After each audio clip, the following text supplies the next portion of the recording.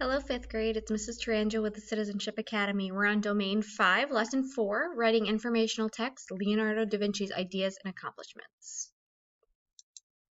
Our objectives for today are to make inferences about how da Vinci's ideas and accomplishments represented the spirit of the Renaissance. We're also going to write an informational paragraph about da Vinci's ideas and accomplishments using reason and evidence from about the topic, to recognize and correct inappropriate shifts in verb tense, and we're going to use the prefixes im and in to determine the meaning of words. Our key vocabulary for today are accomplishments, things you do successfully; betrayal, the act of being disloyal to and dishonest with someone who trusts you; genius is remarkable talent and creativity; idea is something you think of or imagine; inference is something inferred; refinement, a small change that improves something; restore is to return something to an earlier or original condition by cleaning or repairing it; spirit, the most important characteristics or qualities of something; uncharted is unknown, not previously explored or experienced; and visionary is having a powerful or far-reaching imagination. We're going to go ahead and read the text. We've already read this before, but we're going to read it again. And you're going to make sure you take your time and pause the video at any time that you need to. And I know some of the language is tricky. Just do your best.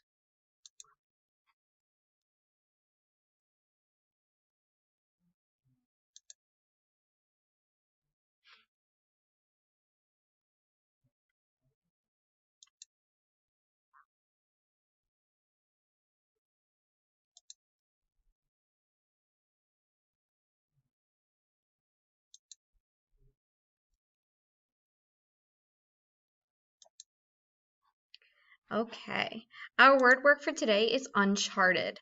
That belief that man can do anything he sets his mind to drove Leonardo da Vinci to explore uncharted territory in many fields.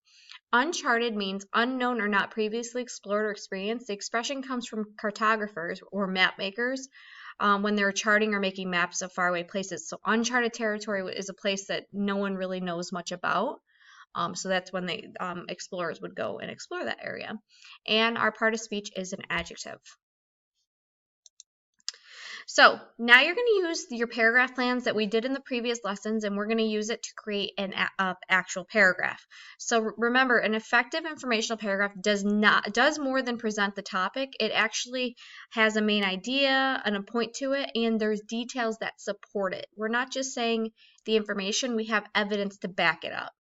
Effective paragraphs clearly state the topic. Topic sentence is always the first sentence of that paragraph. And then remember, you're using details that support that main idea. Be sure that your reasons go along with the information in the paragraph.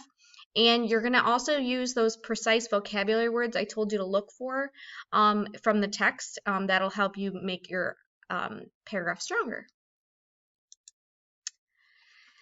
So now we're going to talk again about subject-link-verb agreements. So remember, we talked about this when we're telling a story.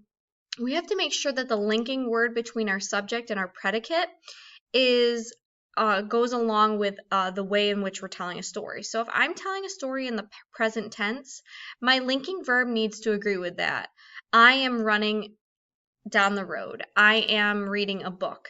Notice how the am part of those sentences is in the present tense, that is happening now.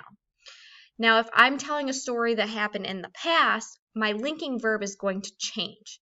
So I was running down the road. I was reading a book. The cathedral was built a long time ago. Notice how that linking verb between that subject and the action that's happening in the sentence changes because of if I'm telling a story from the past. It's very important to be consistent when you're doing your writing. If you're writing about something in the past tense, those linking verbs need to be written in the past tense. Okay, so remember, a prefix is a syllable or syllables that are at the beginning of the word that changes the meaning. So we're going to be talking about the prefixes im and in. Remember, those mean not. We did a little bit of practice on those in previous lessons where we talked about how it almost made the word the opposite of what it was. So let's do some examples. So which one would be correct? He rushed through his math test and made many silly mistakes. Would that be correct or incorrect? It'd be incorrect because we know that he made silly mistakes, so he made incorrect error. Mobile or immobile. Despite years of hard work, Leonardo da Vinci could not get his flying machine to actually fly. So was it moving? No, it was immobile.